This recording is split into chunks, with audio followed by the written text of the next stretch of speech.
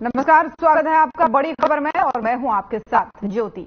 इस बुलेटिन में हम बात करेंगे दिन की 4 बड़ी खबरों की। पहली खबर चंडीगढ़ से है, जहां हरियाणा हाईकोर्ट से सरकार को बड़ी राहत मिली है। और वहीं दूसरी खबर फरीदाबाद से है, जहां आपातकालीन विभाग में डॉक्टरों की कमी के चलते पीएमओ को आपातकालीन विभाग की ड्यूटी संभालनी पड़ रही है। तीसरी खबर गुरुग्राम से है, जहां ऑनलाइन गेमिंग में ज्यादा प्रॉफिट का लालच देकर अलग अलग कंपनियों में गेम खिलाने और इन्वेस्टमेंट कराने के नाम पर लोगों से ठगी करने वाले रैकेट का पुलिस ने भंडाफोड़ किया है। और वहीं चौथी खबर रेवाड़ी से है, जहां सड़क पर 2 आवारा पशुओं के आपस में लड़ने की वजह से सड़क किनारे खड़ी 2 लग्जरी कारें क्षतिग्रस्त हो गई।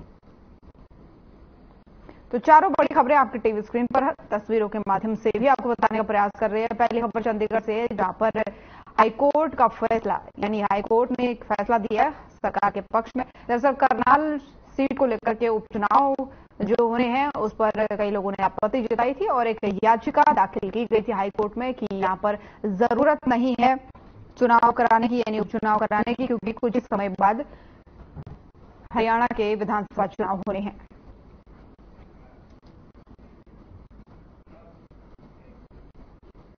और शुरुआत करेंगे पहली खबर के साथ। पंजाब हरियाणा हाईकोर्ट से हरियाणा सरकार को बड़ी राहत मिली है। आपको बता दें कि करनाल के उपचुनाव को लेकर हाईकोर्ट में उपचुनाव को चुनौती देने वाली याचिका दायर की गई थी, जिस पर हाईकोर्ट ने फैसला सुनाते हुए उसे खारिज कर दिया है। वहीं आपको बता दें कि इसी को लेकर हरियाणा सरकार के एडिशनल एडवोकेट जनरल समर्थ सागर ने कहा कि सरकार ने अपना जवाब बीते दिन हुई सुनवाई में ही दे दिया था। जहां तक रही बात नागपुर कोर्ट और बॉम्बे हाई कोर्ट की जजमेंट की, तो दोनों ही आपस में टकराव की स्थिति पैदा करती हैं और यही एडवोकेट जनरल समर्थ सागर ने कोर्ट को भी बताया है।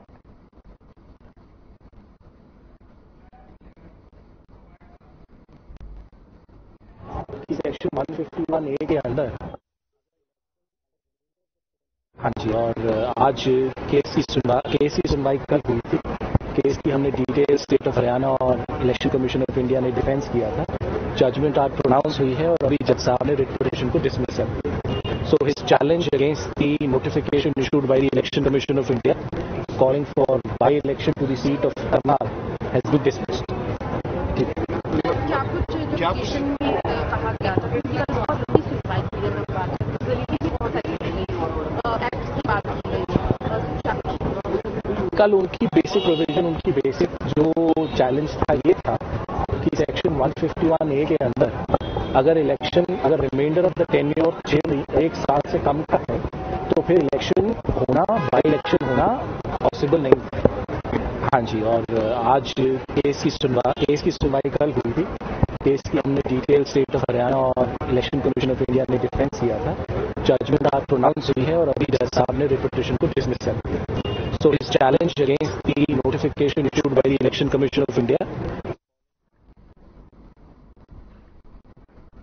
तो चंडीगढ़ से आपको खबर बता रहे हैं, जहां पर हाईकोर्ट से हरियाणा सरकार को बड़ी राहत मिली है। दरअसल करनाल सीट से उपचुनाव कराने को लेकर के कोर्ट में याचिका दाखिल की गई थी और अब कोर्ट ने इस पर सुनवाई करते हुए इस याचिका को खारिज कर दिया है। यानी कि जो कहा जा रहा था कि उपचुनाव नहीं करानी चाहिए इस सीट पर, उस पर हरियाणा सरकार को बड़ी राहत देते हुए कोर्ट ने अपना फैसला सुना दिया और कहा है कि ये चुनाव कराए जा सकते हैं। तो हाईकोर्ट से हरियाणा सरकार को ये बड़ी राहत मिली है। करनाल के उपचुनाव को लेकर के एक याचिका दायर की गई थी हाईकोर्ट में। एडवोकेट जनरल समर्थ सागर ने ये जानकारी दी है कि ये जो याचिका है वो खारिज कर दी गई है।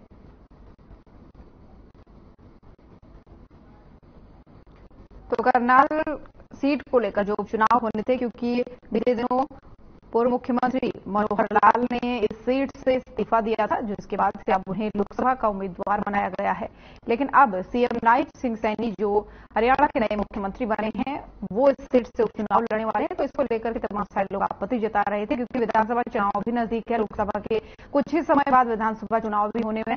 तो ऐसे में कोर्ट में याचिका दायर की गई थी एक, जिसमें इस सीट पर उपचुनाव कराने को लेकर के आपत्ति जताई गई थी। लेकिन फिलहाल सरकार को इस मामले में राहत मिल गई है। हाईकोर्ट ने कहा है कि इस याचिका को लेने से ही मना कर दिया और इस याचिका को हाईकोर्ट की तरफ से खारिज कर दिया गया है, जिसकी जानकारी जो है एडवोकेट जनरल समर्थ सागर ने दी है, जो हमने अभी आपको सुनवाई। और इसी पर हम ज्यादा जानकारी भी देंगे, विस्तार से चर्चा करेंगे, हमारे संवाददाता इस पर जुड़ेंगे। लेकिन उससे पहले आपको ये बता दें कि हाईकोर्ट की तरफ से सरकार को ये बड़ी राहत मिली है, क्योंकि लगातार चुनाव की तैयारी में पार्टियां भी जुटी हुई है, ऐसे में बीजेपी भी जुटी हुई है। तो इस बीच किसी की तरफ से याचिका दायर करना कि उपचुनाव होना सही नहीं है करना सीट पर, तो ऐसे में सरकार के पक्ष में फैसला आते हुए कोर्ट ने जो है इस याचिका को खारिज ही कर दिया।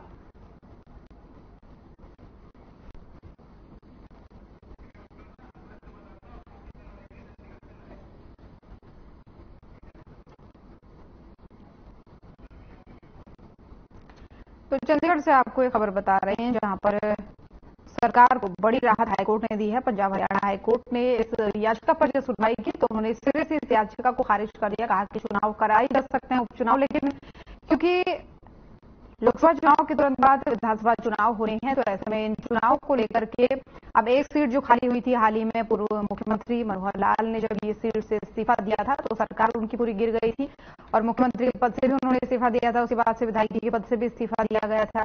थोड़े सेशन के बाद से उन्हें लोकसभा का उम्मीदवार जरूर बना दिया गया है, लेकिन अब जो है इस सीट पर उपचुनाव कराने की बात जब सामने आई तो बीजेपी ने जो नए मुख्यमंत्री बनाए हैं नायब सिंह सैनी, उनको इस सीट से उतारने की बात कही थी और इस सीट पर चुनाव भी यानी उपचुनाव भी 25 मई को ही होने हैं। छठे फेज में जो चुनाव होंगे उसी दिन यहाँ पर चुनाव भी होने हैं, मतदान उसी दिन होगा। लेकिन इसको लेकर के तमाम विपक्षी भी सवाल उठा रहे थे और मामला ये कोर्ट तक पहुंचा।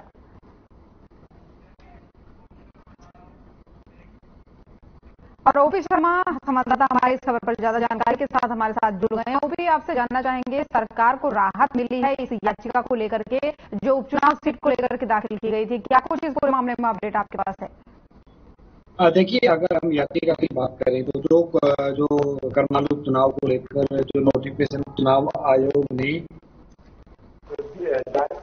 उसको लेकर हाईकोर्ट में जो याचिका लगाई थी वो है वो कोर्ट ने आज और खारिज कर दी थी और कल इस याचिका के ऊपर कोर्ट ने दोनों पक्षों की जय सुनने के बाद जो अपना फैसला रख लिया था। अगर हम यात्री पक्ष की बात करें, उनका कहना था कि करनाल जो लोग विधानसभा का जो चुनाव कराया जा रहा है वो कहीं ना कहीं संविधान सम्मत नहीं है। पब्लिक रिप्रेजेंटेटिव एक्ट के धारा 151 के तहत साफ लिखा है कि किसी भी हाउस का वक्त 1 महीने या उससे कम का बचा है तो उसके ऊपर चुनाव नहीं करवाए जा सकते हैं। लेकिन करनाल में कुछ ऐसा है तो ऐसे में ये चुनाव ना करवाए जाए। और वहीं हाईकोर्ट में जो चुनाव आयोग ने अपना पक्ष रखा था, चुनाव आयोग का कहना था कि जो करनाल का जो चुनाव कराया जा रहा है मुख्यमंत्री पद के लिए, तो इसके ऊपर भी जब बहस हुई थी तो जो यात्री पक्ष के वकीलों का कहना था कि चुनाव आयोग संवैधानिक संस्था है, वो कैसे कह सकती है कि चुनाव के बाद नायब सैनी ही मुख्यमंत्री बनेंगे। तो इसको लेकर एक लंबी विस्तार से जो कहीं ना कहीं दोनों पक्षों के बीच में अपनी अपनी दलीलें जो है पेश की, तो उसके बाद जो कोर्ट ने कहीं ना कहीं आज अपना फैसला सुनाते हुए याचिका डिस्मिस कर दी है। फिलहाल कोर्ट के डिटेल ऑर्डर अभी तक जो वो नहीं आए। डिटेल ऑर्डर आने के बाद पता लगेगा कि कोर्ट ने किस आधार के ऊपर याचिका खारिज की है। जी ठीक है ओपी, आधार तो जाने के, लेकिन सीधे सीधे आम भाषा में अगर कहा जाए दर्शकों के लिए तो अब उपचुनाव के लिए उपचुनाव सीट जो करनाल वाली है उस पर नायब सिंह सैनी चुनाव लड़ सकते हैं।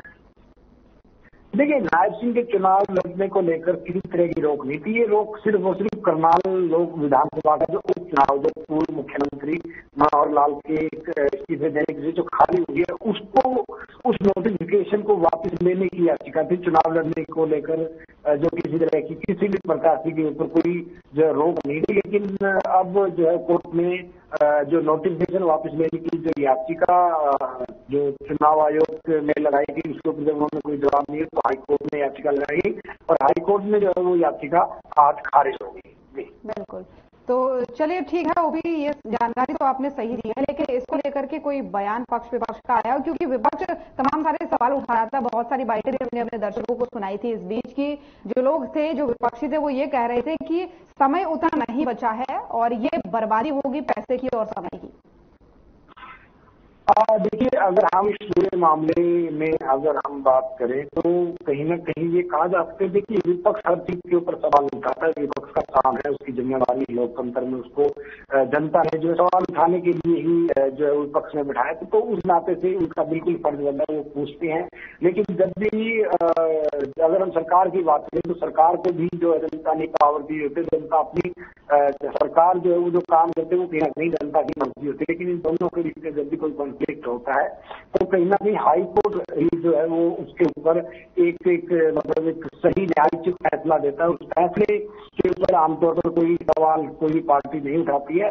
हाँ, इतना हो सकता है याचिका के पक्ष याचिकाकर्ता जो है वो उसके बाद जब डिटेल रिपोर्ट आई उसको पढ़ेंगे, हो सकता है कि सुप्रीम कोर्ट में जाकर इसके खिलाफ अपील करें। तो अब देखिए, हमारे देश का जो एक अपीलेंट अथॉरिटी है वो अलग अलग तरह की है, हाई कोर्ट, सुप्रीम कोर्ट या फिर लोअर कोर्ट, अलग अलग तरीके की एक अपीलिंग अथॉरिटी है। तो उसके हिसाब से वो कहीं ना कहीं काम जो है वो होता है। जी ठीक है, लेकिन वो भी नियम क्या कहते हैं? जब कोई सीट खाली होती है, किसी का इस्तीफा हो जाता है, तो उसको लेकर के नियम क्या कहते हैं?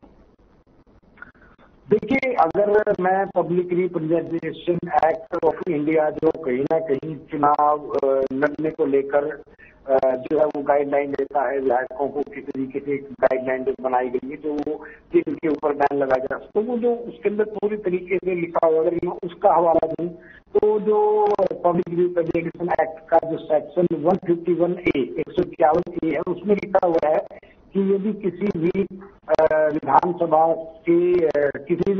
को 6 महीने से ज्यादा के लिए किसी भी सीट को, विधानसभा हो या लोकसभा हो, उसी किसी भी सीट को 6 महीने से ज्यादा के लिए खाली नहीं रखा जा सकता। इसका तर्क ये है कि जो क्षेत्र के जो लोग हैं वो अपने प्रतिनिधित्व से कैसे वंचित रह सकते हैं, क्योंकि हमारे देश में जो हाउसेज होते हैं, लोकसभा या विधानसभा या विधान परिषद, इसी के जरिए जो है लोग चुनकर आते हैं, वो अपने इलाकों की आवाज उठाते हैं, अपने इलाकों के मसले बताते हैं। तो ऐसे में जनता को उससे जो है वो मतलब दूर नहीं रखा जा सकता, 6 महीने में चुनाव करवाने जो जरूरी होते हैं। लेकिन अगर बाकी बात करें तो यही 151A क्लब ये भी कहते हैं कि अगर किसी भी हाउस का वक्त, विधानसभा हो या लोकसभा हो, उसकी अवधि पूरी होने में 1 साल या उससे कम का वक्त बचा हो तो चुनाव नहीं करवाए जा सकते। अगर हम अम्बाला की बात करें तो अम्बाला लोकसभा के जो बीजेपी सांसद सुरेंद्रनाथ कटारिया, उनकी जो है मौत हो गई, तो करीब 13 से 14 महीने का वक्त बचा होता है, लेकिन चुनाव वहां भी नहीं हुए। ठीक है, अब ये बाकी जब पूरी अधिसूचना आ जाएगी तब पता चलेगा कि कोर्ट का क्या कुछ कहना है। फिलहाल बहुत बहुत धन्यवाद आपका तमाम सारी जानकारियों के लिए। और फरीदाबाद के बादशाह खान सिविल अस्पताल के आपातकालीन विभाग में डॉक्टरों की भारी कमी के चलते अस्पताल की पीएमओ सविता यादव को आपातकालीन विभाग की ड्यूटी संभालनी पड़ रही है। वहीं इस मौके पर उन्होंने बताया कि आपातकालीन विभाग में 6 डॉक्टर होने चाहिए, लेकिन केवल 4 ही डॉक्टर आपातकालीन विभाग संभाल रहे हैं, जिन्हें 24-24 घंटे ड्यूटी जो है वो देनी पड़ रही है।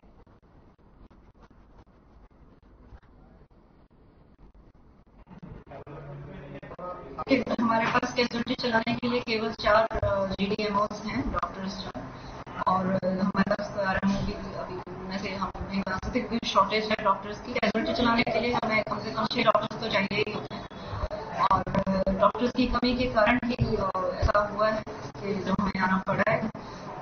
आमतौर पर हम डॉक्टर्स के लिए रिक्वेस्ट कर देते हैं, हमारे सिविल सर्जन महोदय को हमारे को डॉक्टर्स प्रोवाइड कर देते हैं जहाँ भी कहीं अधिक डॉक्टर्स होते हैं फील्ड में।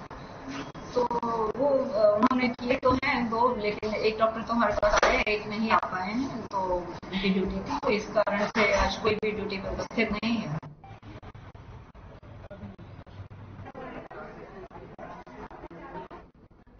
तो फरीदाबाद से आपको एक खबर बता रहे हैं जहां पर आपातकालीन विभाग में डॉक्टरों की कमी हो रही है, और इस कमी के चलते जो है जो बाकी अन्य डॉक्टर बचे हैं उनको लंबी ड्यूटी करनी पड़ रही है। कई सारे डॉक्टर ऐसे हैं जिन्हें 24-24 घंटे की ड्यूटी करनी पड़ रही है। तो ये जो स्वास्थ्य सेवाओं का संकट है वो फिलहाल यहाँ पर बनता हुआ दिखाई दे रहा है, क्योंकि मात्र 4 डॉक्टर ऐसे हैं जो आपातकालीन विभाग संभाल रहे हैं, इस कारण उन्हें लंबी ड्यूटी भी करनी पड़ रही है।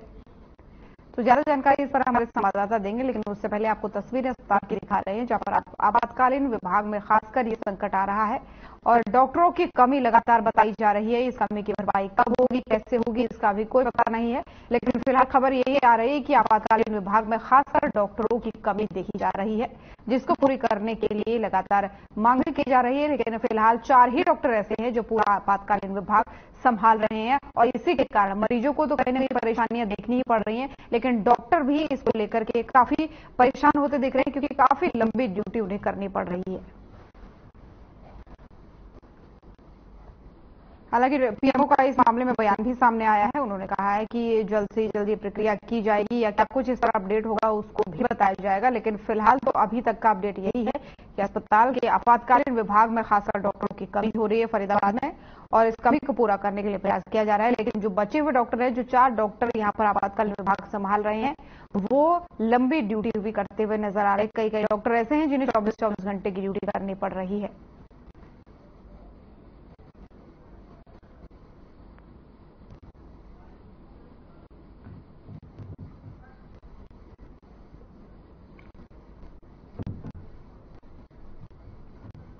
तो फरीदाबाद के अस्पताल की तस्वीरें हैं जिसमें साफ तौर पर कहा जा रहा है, इससे पहले बाइट भी हमने आपको सुनवाई थी कि पीएमओ जो है अस्पताल के, उन्होंने कहा था कि आपातकालीन विभाग में खासकर डॉक्टरों की कमी हो रही है।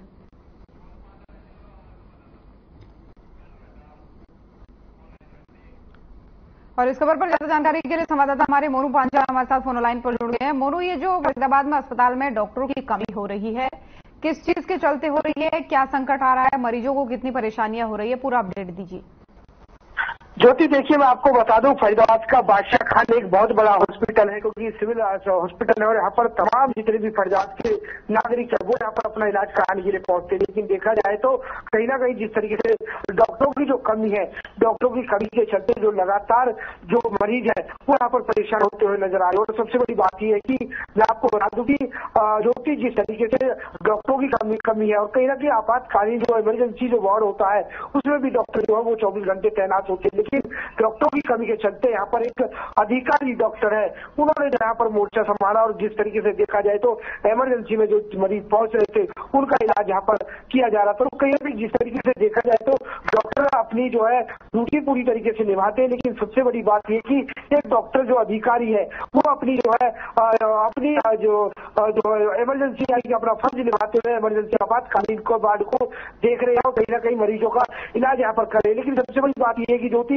जिस तरीके से देखा जाए क्योंकि कई जो डॉक्टरों की यहाँ पर जो पद है वो यहाँ पर खाली पड़ी है, कुर्सियां यहाँ पर खाली पड़ी है क्योंकि यहाँ पर जिस तरीके से देखा जाए तो डॉक्टरों की यहाँ पर कमी है। तो इसको चलते जो है वो कहीं ना कहीं इमरजेंसी और जो ओपीडी जो चलती है हॉस्पिटल की उसके चलते यहाँ पर बहुत बड़ी कमी जरूर देखी जा रही है मरीजों में। जी, लेकिन मोरू, इस चीज के लिए जिम्मेदार किसको माना जाए? डॉक्टर नहीं है, परेशानियां तो कहीं ना कहीं डॉक्टरों को जो बचे हैं उनको तो हो ही रही, लेकिन मरीज तो ज्यादा परेशान है ना, क्योंकि बीमार है। उनकी ये वो होती है कि भाई हॉस्पिटल आ रहे हैं तो इलाज मिलना चाहिए, प्रॉपर इलाज मिलना चाहिए।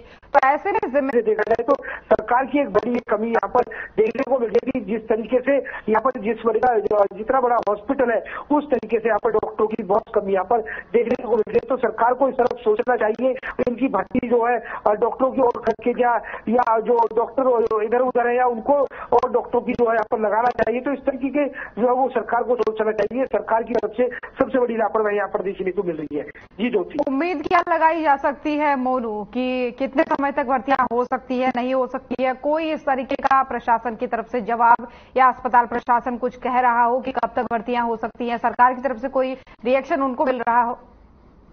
ज्योति, देखिए अगर जिस तरीके से देखा जाए तो डॉक्टरों की बहुत कमी यहाँ पर देखने को मिल रही है। लेकिन हमारी जब सीएमओ से बात हुई ऑफ द रिकॉर्ड तो सीएम ने जो है सीएमओ जो है उस सीएमओ ने जो है वो यहाँ पर कहा कि जिस तरीके से देखा जाए तो वो लगातार जो है हॉस्पिटल की तरफ से जो है वो लेटर सरकार को चंडीगढ़ भेजते रहते हैं और लगातार जिस तरीके से देखा जाए तो प्यून से लेकर के और कहीं ना कहीं डॉक्टर तक की बात की जाए तो सभी पदों पर जो है वो भर्तियां जो है वो सीटें जो है वो खाली पड़ी है। तो कहीं ना कहीं जो हॉस्पिटल की जो सीएमओ है वो लगातार यहाँ पर लेटर लिखते रहते हैं कि उनको किस तरीके का डॉक्टर चाहिए। तो तमाम जो अलग अलग तरीके के डॉक्टर है, चाहे वो आईसी डॉक्टरों की बात कर ली जाए, चाहे वो स्किन डॉक्टर की बात कर ली जाए, चाहे वो ब्लड टेस्ट की बात कर ली जाए डॉक्टरों की, तो तमाम जो डॉक्टर जितने भी पद यहाँ पर खाली पड़े उन डॉक्टरों को लेकर के यहाँ पर जो सीएमओ है वो लगातार लेटर यहाँ पर लिखते रहते हैं। लेकिन बात की जाए तो हर बार जो है वो आश्वासन नहीं मिलता कि जल्द से जल्द जो है वो कहीं ना कहीं डॉक्टरों को भेजा जाएगा और पद जो खाली है उनको जो है वो भर्ती कराया जाएगा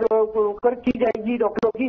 तो इसको तमाम चीजों को लेकर के देखा जाए तो कहीं ना कहीं सरकार इस तरफ ध्यान नहीं दे रही है और लगातार डॉक्टर अधिकारी जो है वो लगातार यहाँ पर लेटर लिखते रहते हैं। जी बिल्कुल मोनू, और क्योंकि बीमारी का सीजन एक तरीके से देखिए आ ही रहा है, गर्मी आ रही है, आ ही चुकी है, और ऐसे में लू जैसी समस्याएं, जो तमाम सारी समस्याएं होती है जो लोगों को झेलनी पड़ती हैं, तो अस्पताल प्रशासन क्या कोई एडवाइजरी इसके लिए जारी कर रहा है? क्योंकि स्टाफ उनके पास नहीं है तो लोगों को अपनी तरफ से कुछ तो सावधानियां बरतनी चाहिए।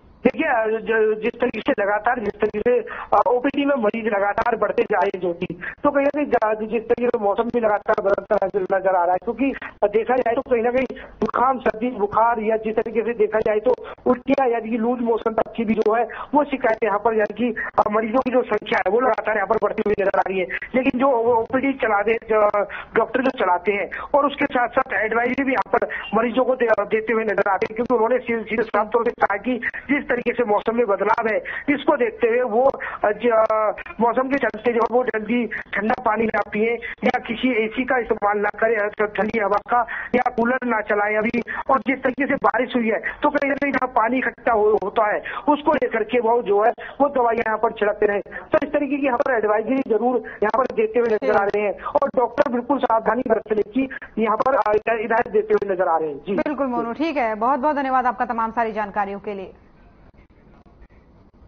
और ऑनलाइन गेमिंग में ज्यादा प्रॉफिट का प्रलोभन देकर अलग अलग कंपनियों में गेम खिलाने और इन्वेस्टमेंट कराने के नाम पर लोगों से ठगी करने वाले रैकेट का पुलिस ने भंडाफोड़ किया है।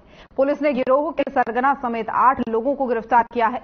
पुलिस ने आरोपियों से 28 मोबाइल फोन और 3 लैपटॉप बरामद कर कार्रवाई शुरू कर दी है। पुलिस पकड़े गए आरोपियों से पूछताछ कर रही है और ठगी की कई वारदातों का खुलासा होने की उम्मीद भी है।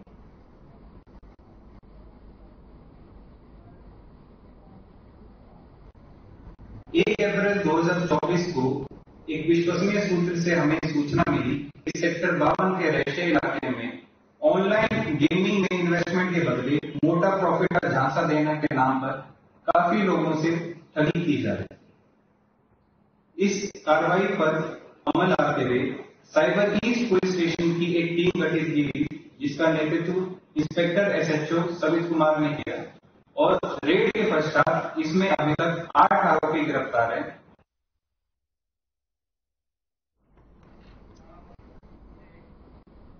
और हरियाणा के रेवाड़ी शहर में लावारिस पशुओं के बीच सड़क पर आपस में भिड़ने की घटनाएं लगातार बढ़ रही हैं, जिसकी वजह से कई बार जानमाल का भी नुकसान होता है। आज का जो मामला है वो सामने आया है एक, जहां पर TP9 स्कीम कॉलोनी रोड पर 2 सांड आपस में भिड़ गए। इस लड़ाई में सड़क किनारे खड़ी 2 लग्जरी कारें क्षतिग्रस्त हो गईं। तो वहीं लोगों ने दोनों को छुड़ाने की कोशिश तो की, लेकिन एक सांड ने उन पर भी अटैक करने की कोशिश की। करीब 5 मिनट तक दोनों सांड सड़क पर आपस में लड़ाई करते रहे और लड़ाई करते करते सड़क किनारे खड़ी एक वेन्यू कार और एक I-20 से भी टकरा गए, जिसमें दोनों कारों का अगला हिस्सा क्षतिग्रस्त हुआ है।